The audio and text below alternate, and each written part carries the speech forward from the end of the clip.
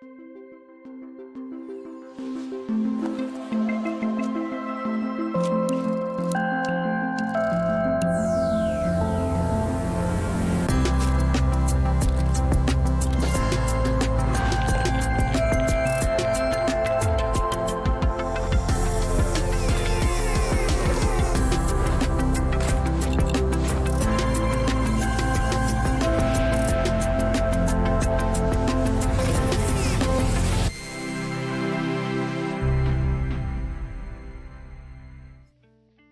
friends, welcome back to Adobe Live. Thank you so much for joining us today. My name is Cody and I will be your host for the next hour. Here on Power Prompts, it is our goal to empower you to power through your art block. Every month we create a theme and every week we have a drawing prompt based around that theme. However, this month has been a little bit different because we're only having 2 streams this month, last week and this week. So I decided to change up the formula a little bit. What are words? A little bit.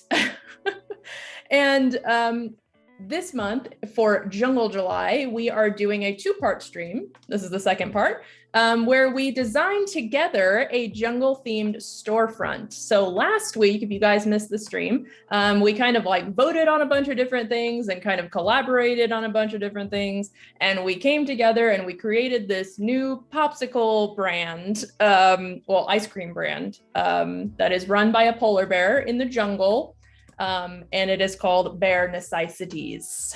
And today we are going to be cleaning up the sketch a little bit. It doesn't need cleaned up too much, but the majority of the stream, we are going to be going through the coloring process. So actually, if we want to head on over to Fresco, we can check that out. And I will have you guys vote. Val, if you would like to create a poll for this, that will be, I think, the easiest way since there's only 2 options.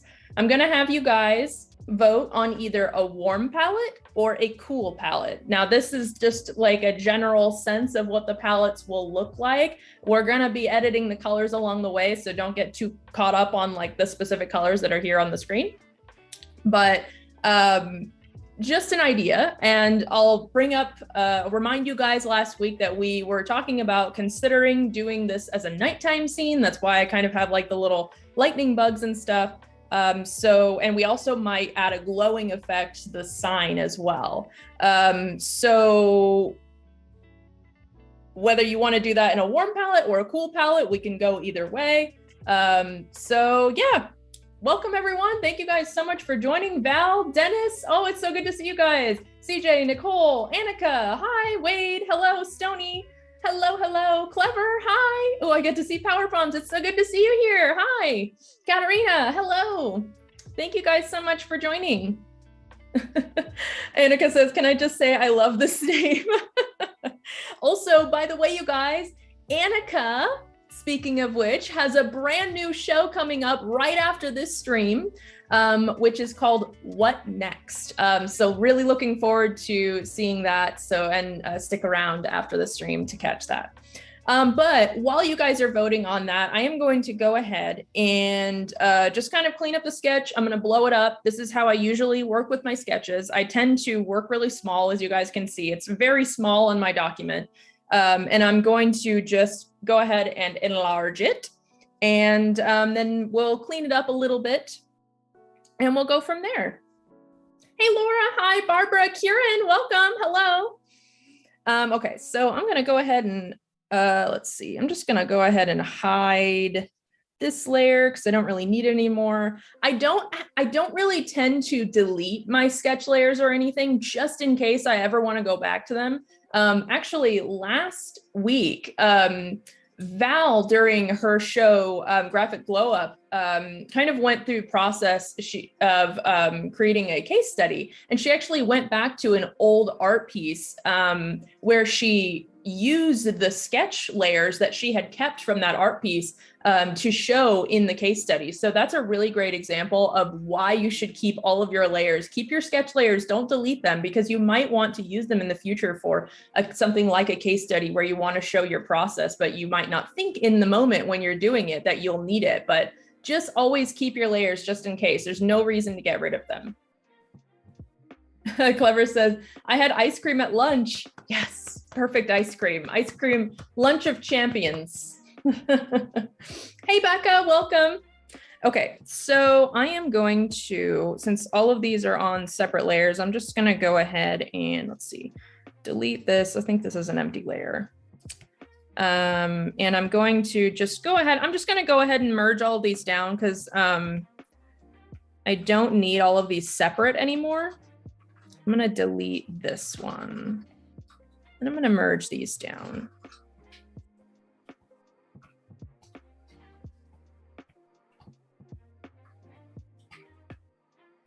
Okay, there we go. And we are just going to go ahead and enlarge this guy. For my artwork, I kind of like to keep a little bit of a border around the edge. Like I kind of like from the artwork to the piece, I kind of like to keep a little bit of space around the edge like this. It's just, I feel like it adds a little bit of breathing room. And I feel like it just looks really nice, like when you're gonna post it on Instagram or something. I think just keeping a little bit of space around the edges can look kind of elegant. Okay, so that's what we're working with. Val says, you get a source file, you get a source file.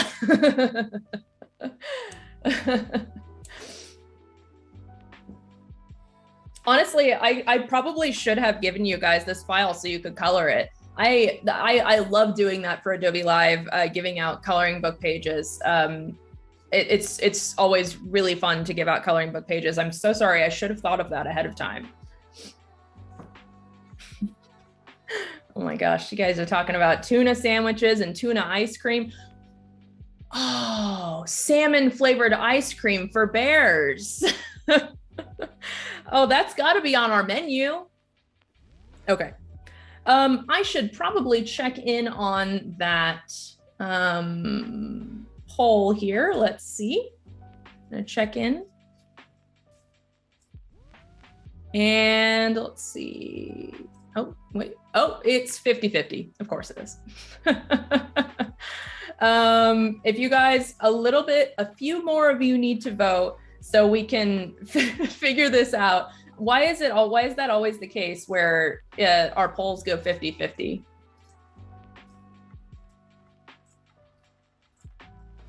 Okay, I'm gonna lower the opacity of our sketch here.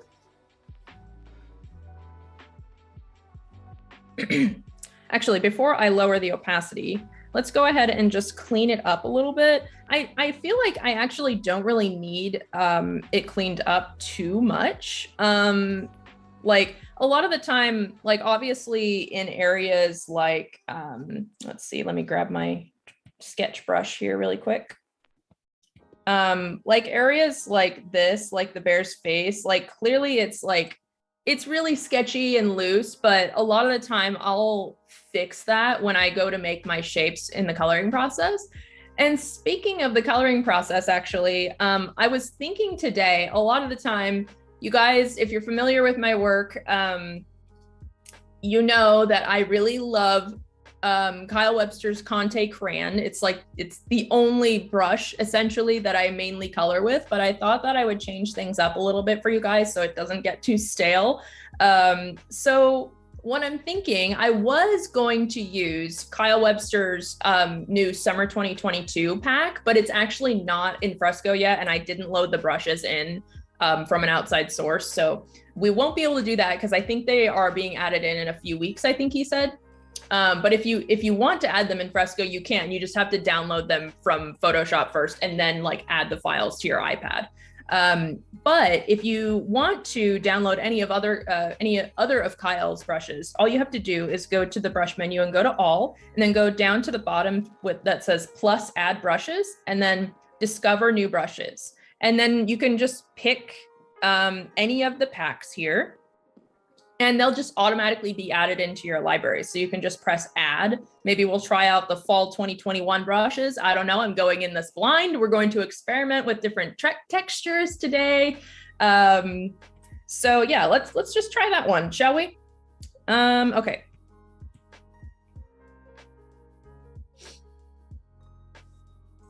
Let me check in on our quiz.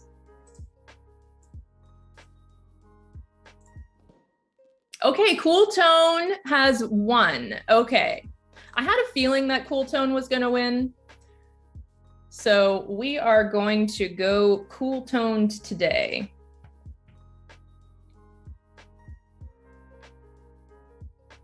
Actually, I'm going to, let's see, duplicate layer, and then unlock transparency, and we're just going to erase this bit here.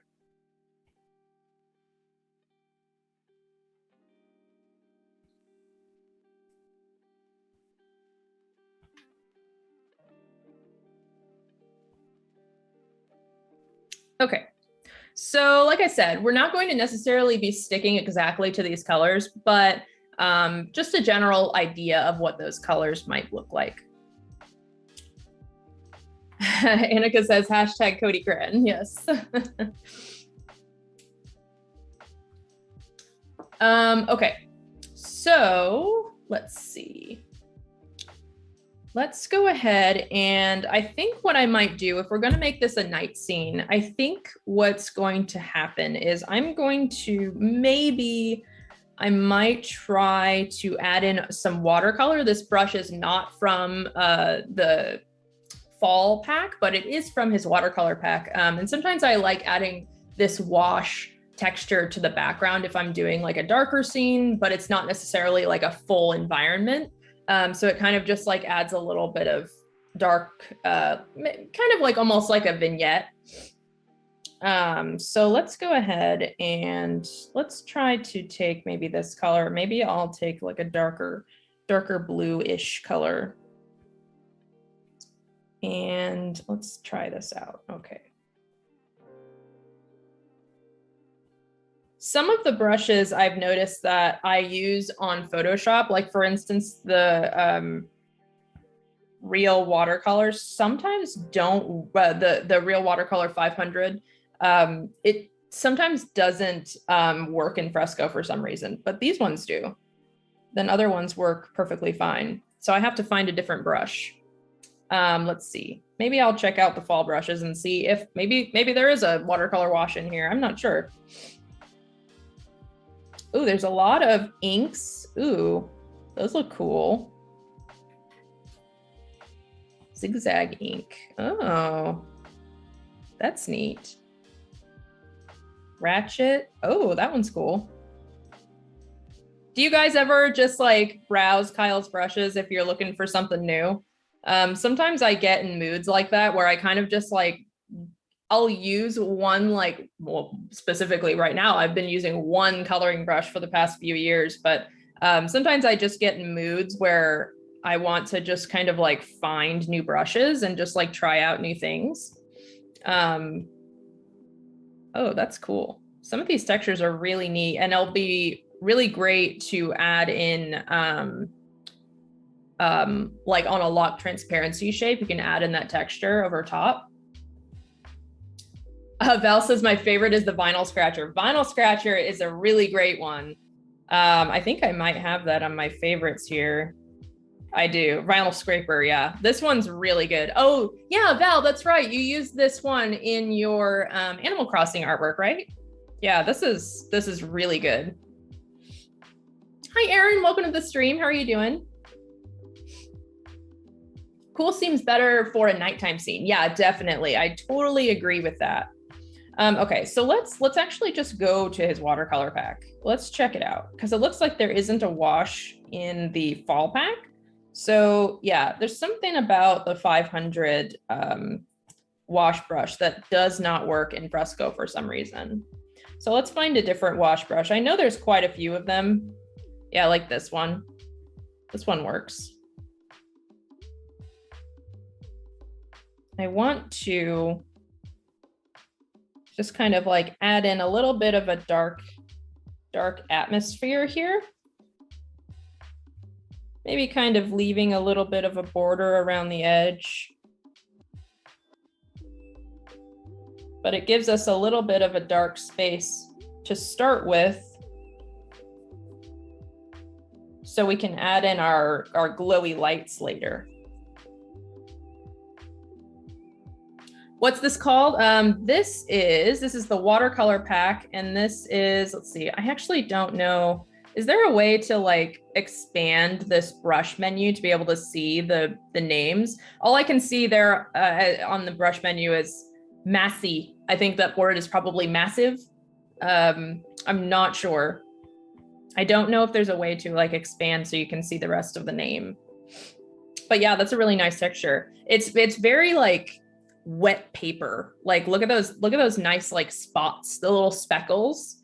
That's really nice.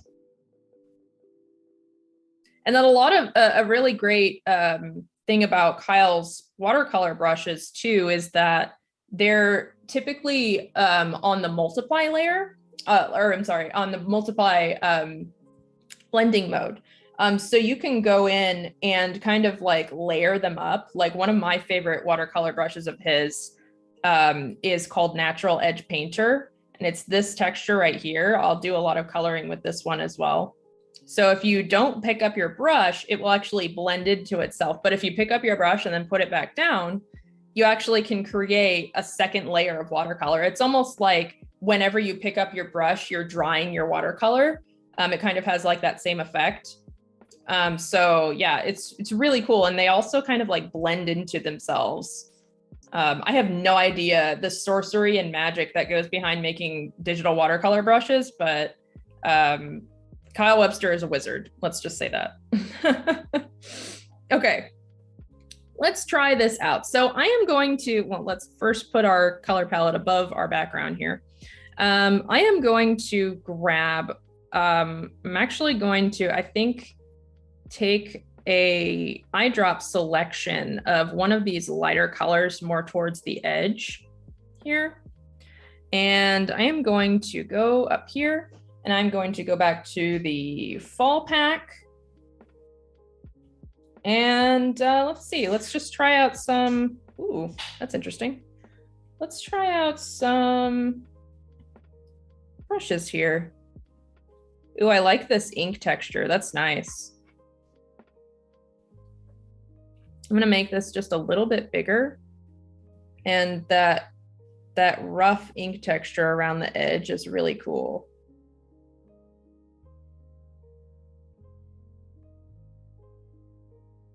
And kind of be like a little bit loosey-goosey with it so you can kind of leave some texture in the middle as well. Sometimes when I'm trying to make my artwork look a little bit more traditional, I do my best to not undo too much, but I have to catch myself when I'm doing it because it's mostly just a habit. But I have a tendency to to want to undo everything that doesn't look perfect. And it's such a habit of mine because I've always been a digital artist. I'd never really had a traditional career before going digital. So this is kind of like all I know, but I use a lot of traditional style textures. So kind of like going along with those happy accidents like you would if you were using traditional mediums, can make your work look a lot more naturally traditional. But it's so hard to not want to undo everything. You really have to like work at it. Okay, so now we have that put in. As you can see up here at the top, our like here up at the top of the triangle, our values aren't great right now, but we can always just go back and fix that later. I'm just kind of want to like block in some of the color right now, and we can fix that as we go, especially because like you kind of have to finesse it a little bit. And also once we add the textures, and maybe I'll add in some like gradient and different colors in there, it'll probably be able to balance out as we work with it. So I'm not too worried about that right now.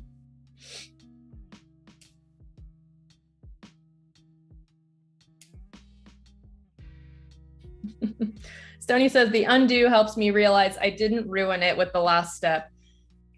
Yeah, Yeah, definitely. And I can't imagine how difficult it is for a traditional artist. Like, oh my gosh, I would be so scared of messing up my artwork for real. Because there's no undo when you're doing traditional. Oh my goodness.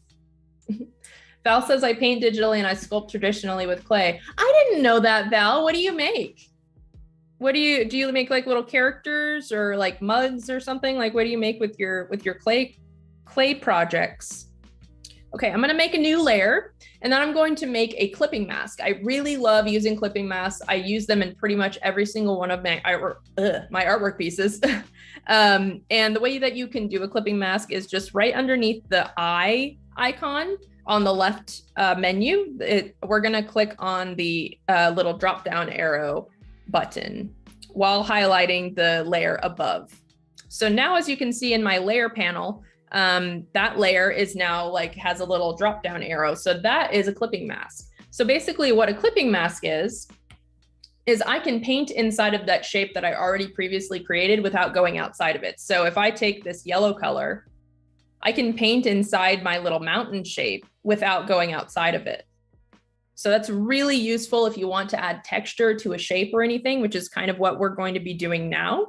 And I think I'm going to go back to my favorite Conte crayon brush, and we're going to go ahead and add some snow to our little mountain here. Oops. There we go. And let's lower the opacity so we can see the sketch underneath. And then I am just going to add in the snow. Typically when I'm coloring, again, like I was saying earlier, I have a tendency to color with textures that are of the traditional mediums, like this Conte crayon brush, for instance. I like to color at like actually physically color around things in my sketch. Like for instance, since this is a digital piece, I could very well easily just color right over top of this bear's face, because since it's digital, we have layers and I can do that. I can color right over top of it. But since I try to strive personally to make my artwork look a little bit more traditional, and in traditional work, you don't have layers, you have one layer. So it kind of helps to make it look a little bit more traditional if you actually are willing to kind of like color around everything. Because as you can see, it's kind of like molding the texture of, like, you can actually see my like little crayon strokes going around everything, and it makes it look a little bit more traditional. Like I actually used a crayon to color this.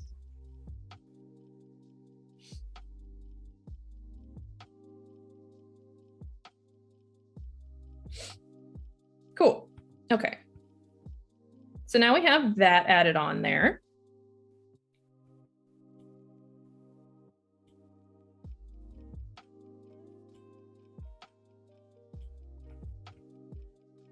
And I am going to go ahead and just kind of get started on working on some other things.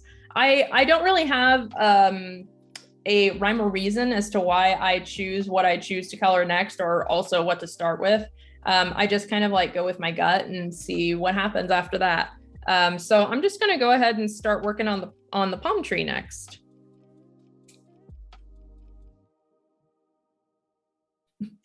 Val says, I sculpt little monsters, bake them in my oven, and paint them with acrylic paints. TDLR, I am a necromancer. That's so cool. Yeah. Have you ever posted those on Instagram or anything? I feel like I've never seen those online. I would love to see those.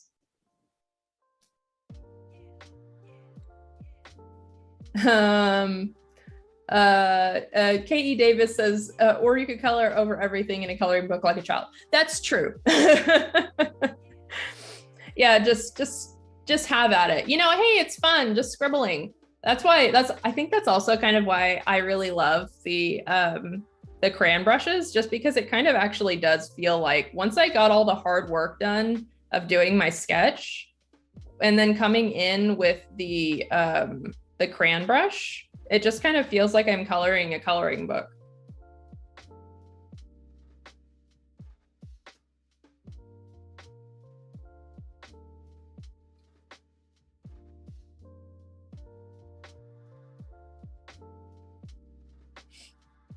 So I think I'm gonna do the palm fronds in this crayon texture, and then I'm gonna pick a different brush to do the trunk of the tree. And I think I might use the ink brush to lay in the shape, and then I'll go back and add the texture with another brush that maybe has more of like a sparse texture to it. So you can start out with like a more solid base, and then either lock the transparency or use a clipping mask to kind of add texture over top of it with maybe like a lighter version of the base color. So I can give you guys an example of that. So if we go ahead and I'm just gonna grab, let's see, I'm gonna grab one of these browns. I'm gonna raise this. I'm gonna cool it off a little bit too. I am going to, yeah, so let's go back to that fall brush pack, and maybe let's see, Ink Wonk. Oh, that's cute. Ink Wonk Tight.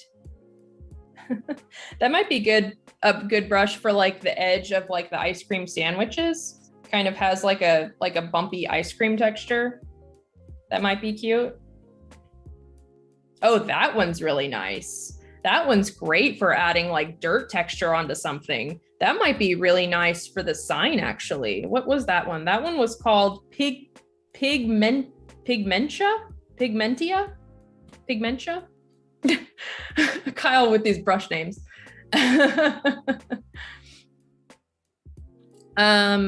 Let's see.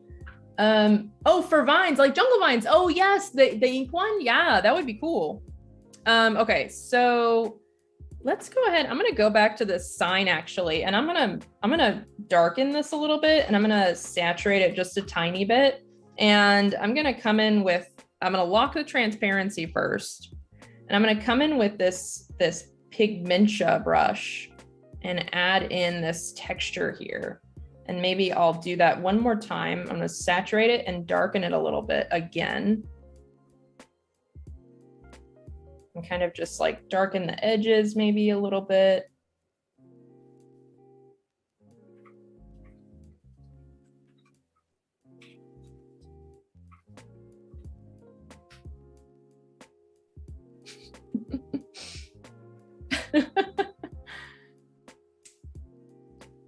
Hey, Shauna, welcome. How are you doing? Good to see you.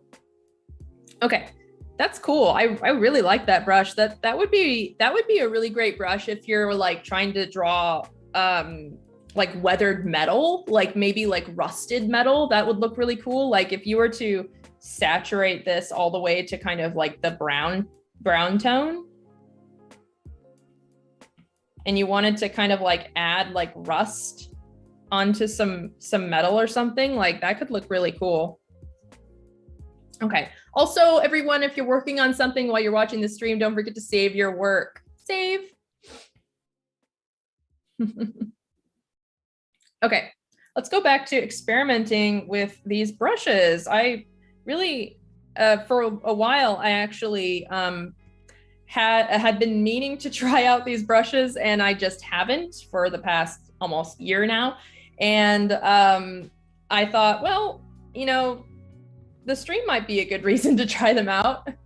Oh, this is a really cool one. This is like a crosshatch texture. If you guys are looking for maybe a brush that could work for like a ground texture, like maybe you're drawing like a little hill in the distance and you want to add in, like quickly add in some like grassy, like crosshatch texture, that might work for that really well. Vortex brush. Whoa, whoa, whoa. That's cool. Okay, okay. Enough messing around. We got work to do.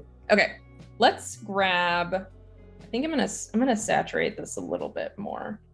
And I am going to go back to the, what is this circles brush? Nope. Too crazy. We need we need, ooh, that's like a colored pencil. Ooh, that's really nice. I might use that in the future for some like detail lines. Let's see. We need, what was the ink one that we used? This one, Express ink. So I'm gonna grab that Express ink color. I'm gonna make my brush a little bit smaller. I'm gonna come in here. And again, just kind of be a little loose with where I'm placing the texture, so it kind of leaves those gaps and it looks a little bit more natural.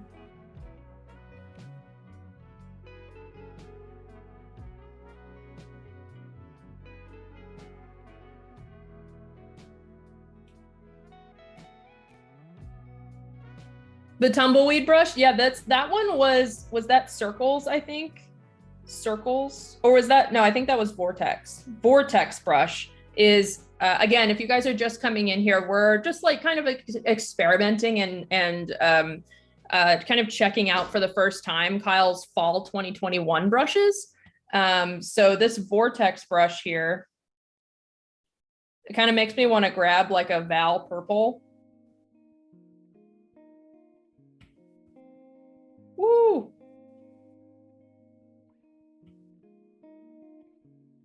That's pretty cool. This almost, in a way, is kind of similar to the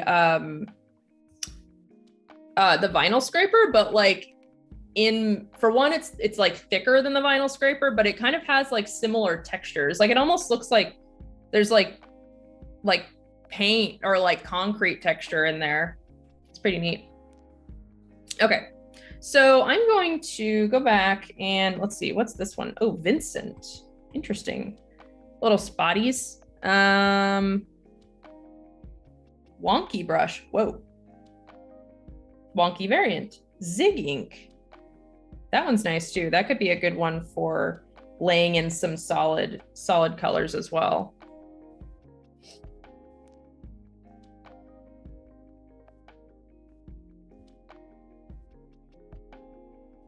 Okay, I'm gonna lighten this up a little bit and desaturate it. And let's see, ratchet. Oh, that's a nice texture. Let's see. Claw brush. Let's try that. Let's try the claw brush. Let's lock the transparency here. I'm gonna make my brush a little bit smaller. Just add in some of that texture there.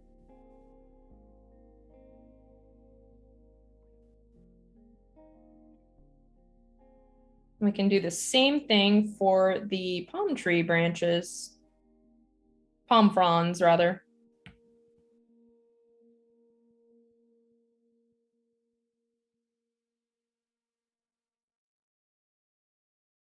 Cool. That's some nice texture. It's something different, right?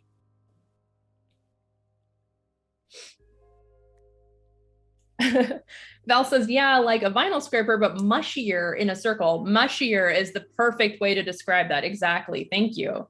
Yes, that is the word that I was missing. Okay, let's grab this this teal color, and I'm going to make a new layer, and we can grab let's double edge. Okay. Can grab Express ink again. We can just go in here.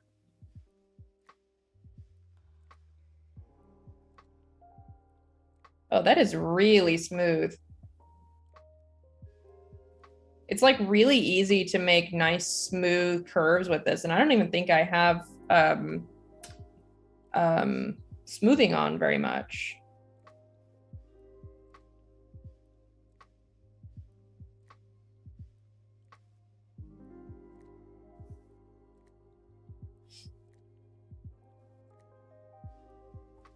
Oh, that's nice. That nice edge texture is really good.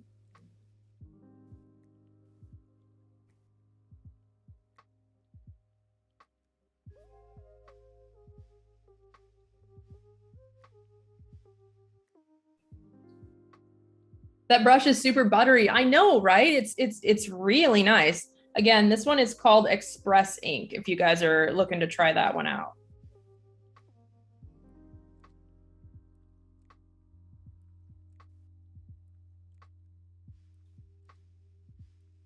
Stony says, do you always use Fresco for your work? Actually, it's funny.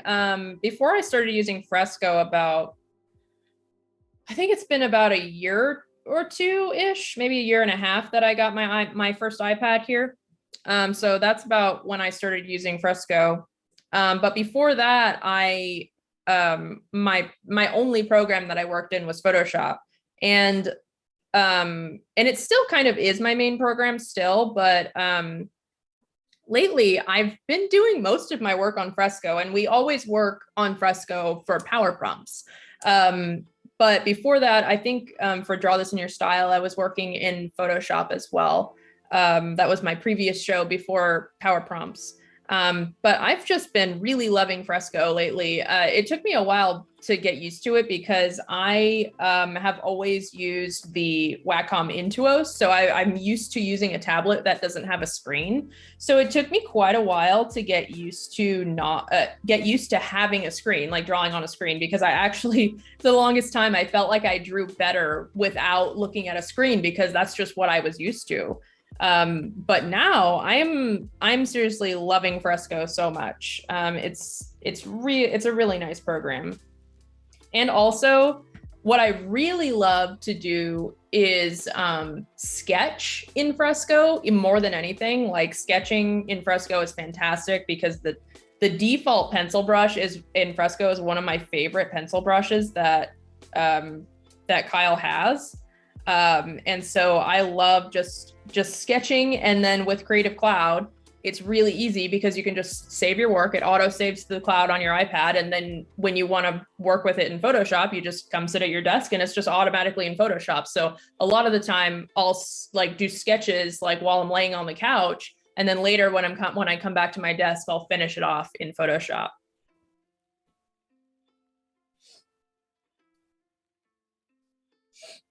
So this is a cool texture. Is this?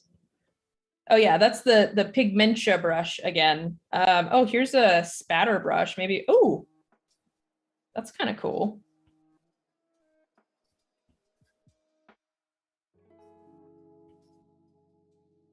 Oh, this brush is really neat because it looks like it's using color dynamics. So whenever you push it down, see how actually each brush stroke is like a different variation of the color that we're using? Color dynamics is fantastic because it really adds a lot of variation to your brush strokes without having to do a lot of work to do so. Adds a lot of nice variation.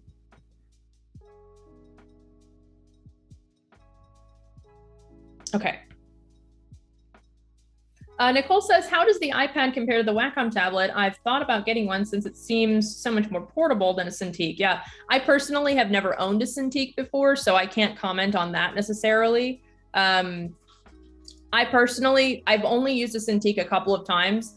I personally felt like I drew a lot worse on it.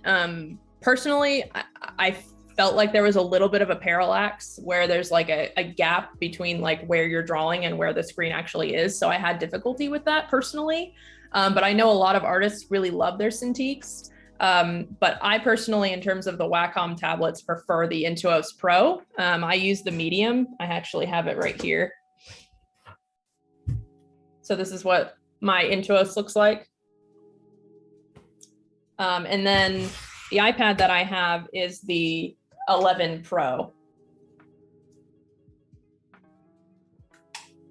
I personally, again, like it kind of just depends on your budget. Like if you want to invest, if you have the money to invest in an iPad, the iPad is a great tablet to invest in because I mean, it can do so many other things other than just drawing. But also I'd say an Intuos is a great tablet as well. And also depending on your budget, you also don't even have to go with the Intuos. If you're looking for just a pen tablet, you can go with the I think it's the one by Intuos, or I'm sorry, the one by Wacom, not the Wacom one, because that's a different tablet, but I think it's the one by Wacom, which is like the entry level tablet that they have nowadays, which again, I know a lot of artists really love those entry level tablets too. Like I know some artists who have been using their bamboo Wacom tablets that they're discontinued, that have, you know, they've been using for the past 10 years and they love them.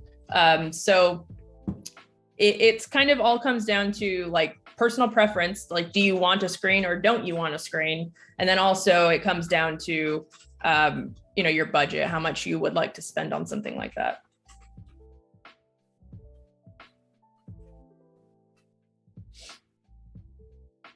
Oh, Sony says, my Huion feels like drawing on paper. Yeah, I've heard a lot of good things about Huion. I personally have not owned one before. The only product that I own by Huion is a light table. Like it's like a sketch table that lights up, which works very well. But I have seen a lot of artists praise Huion, and Huion's tablets are a little cheaper than Wacom's. Okay, so let's go ahead and move on. I'm going to start working on his little awning, I think. So let's see, let's grab, I think I'm gonna do, let's grab a different texture here. I'm gonna grab this, what's it? No, not that one. I'm gonna grab, again, I'm gonna grab the Express ink. And I think for this one, I am going to do the vortex texture and kind of experiment with that and see what that looks like.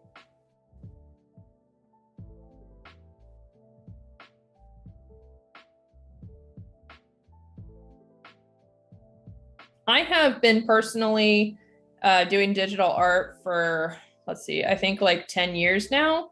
And I think I've gone through 3 Wacom Intuos. So they each last me between like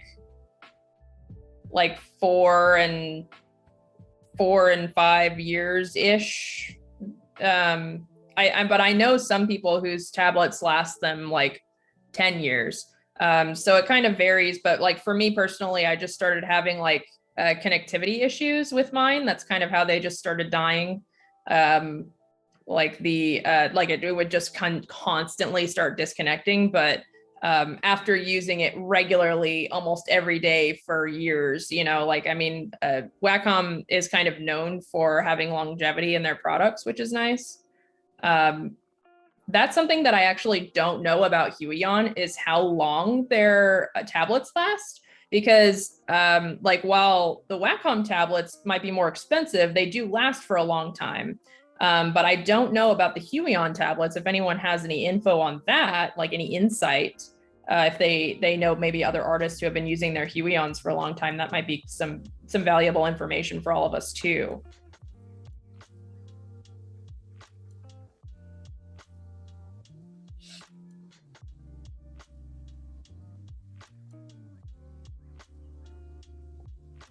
Okay, yeah, so we got that blocked in. So I'm gonna go ahead, I think I might, let's see, I'm gonna grab a lighter color. I'm gonna lighten it and desaturate it. And then let's go over here and lock the transparency. And then I am going to grab the vortex brush. Let's lighten it a little bit more.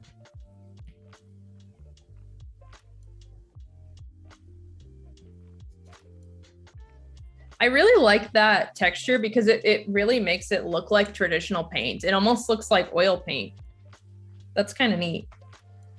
I think what I'm gonna do also is I'm gonna darken, let's see, I'm gonna grab that color again, and I'm gonna make my brush a little bit smaller, and we can create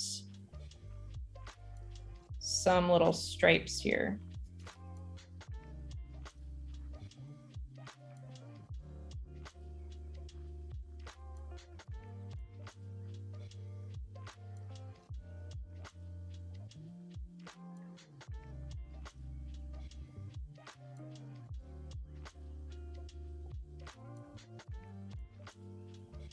And I'm gonna make this edge a little bit darker than the rest of it because in terms of lighting, it wouldn't be hit by the light as much.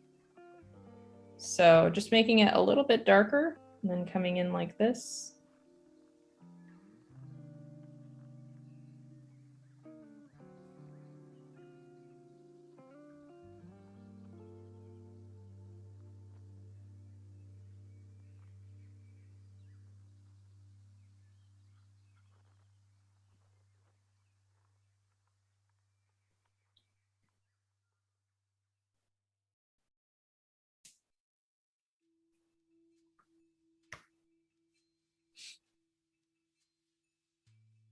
Val says lock transparency is amazing in Fresco. Yeah, I like I said, I really love clipping masks and lock transparency. Also, I should explain the difference if you guys are unfamiliar. So let me make a new layer. I'm gonna grab just a any old brush. Let's grab the good old trusty hard round brush. And what we're gonna talk about is the difference between clipping mask and lock transparency. So lock transparency is basically when you create a shape and then you want to color inside of it without going outside of the shape. So you go here and then you go down to the bottom here and it says lock transparency. So now I can paint inside of that shape without going outside of it. However, all of those colors are on the same layer. So if I wanted to edit the color on that layer, I can't. Separate from the shape. So as you can see, I'm hiding it and making it visible all at the same time. But if we wanted to do clipping mask, so we can make a new layer, we can draw our shape and then make another new layer over top of that, and then go down and on the left side in the middle, press the little drop down arrow. And now you can see that that layer is now a drop down arrow into our shape. So if I grab this other color, we can now paint inside of that shape. However, it's on a separate layer. So if I wanted to move that color around, I can inside of that shape. So all of the colors are on a separate layer. So, and you can also make multiple clipping masks in the same layer as well. So, or in the same shape, sorry. So if you want to make a new layer, and then you can drag it down in between these layers and then let go. And now that's a clipping mask as well. So we can paint inside of there on another separate layer.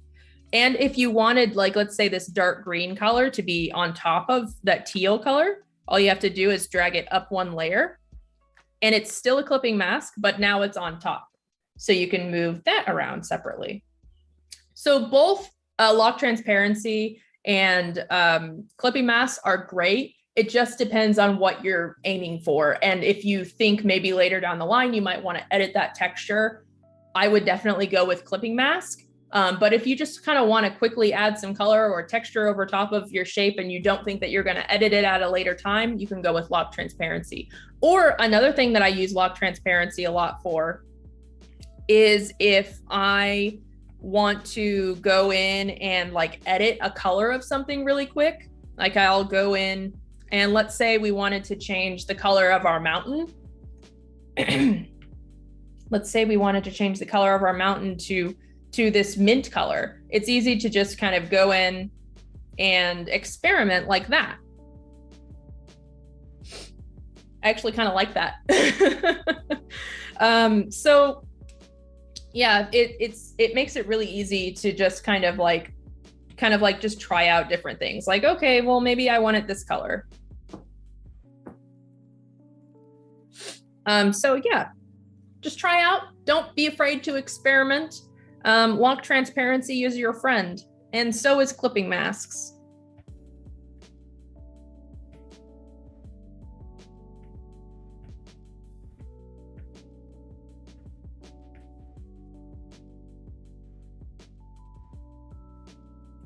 Katie Devis says, I'm glad I can review this later. Clipping mask, I'll take notes on it later. Absolutely. I can say that learning how to use clipping masks was probably like one of the biggest aha moments for me when learning Photoshop. Like I said, like I use clipping masks for probably every single art piece that I do. I love them so much.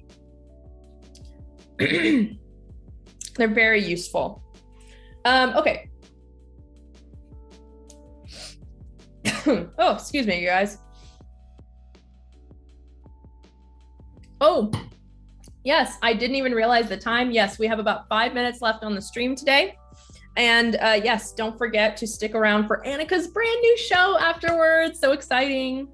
Okay, I actually think I'm going to stick with the mint color for the sign, you guys. I wasn't joking. Okay, let's just like go crazy, you know? Like, why not? Last 5 minutes. I think I might add in this like lighter mint color for the snow as well, but I'm gonna go in with a watercolor brush, so it's a little bit of just kind of like a little bit of a wash. This almost looks like matcha ice cream. Matcha ice cream mountain. Let's just roll with it, you guys. And also I want to add in because I know I was planning on doing a night scene for this, but that just like totally ended up not happening because we're just like experimenting so much, which is totally fine too. You know, like sometimes you just gotta throw caution to the wind and just try things out. But I am going to lower the opacity of this, and I'm going to at least draw in our letters here. Let's turn up smoothing a little bit so we can draw in, some, I did not want that layer as a clipping mask. Let's try that again. There we go. And let's make our brush a little smaller.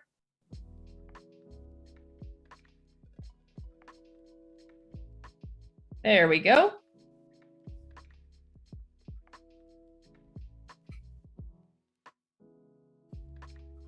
Again, I am not very good at hand lettering and such, so excuse my terrible hand lettering skills. I hope Shauna's not here.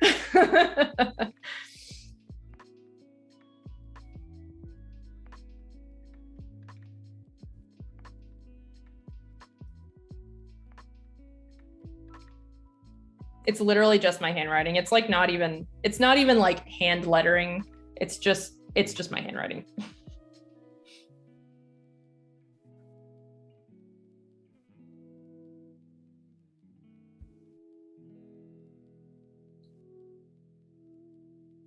Bare necessities.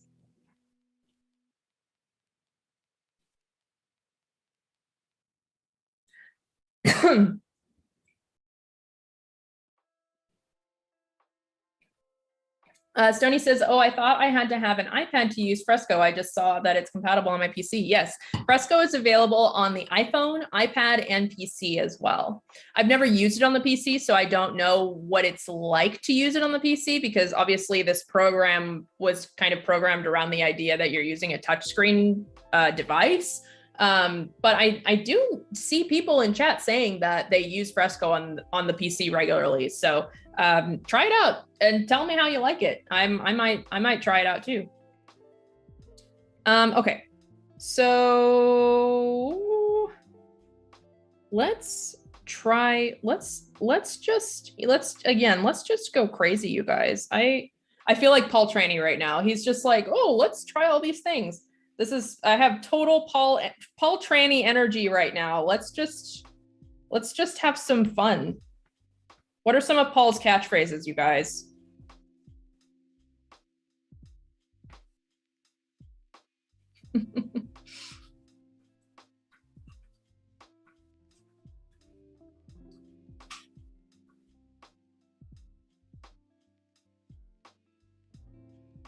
You got to make sound effects, says CJ.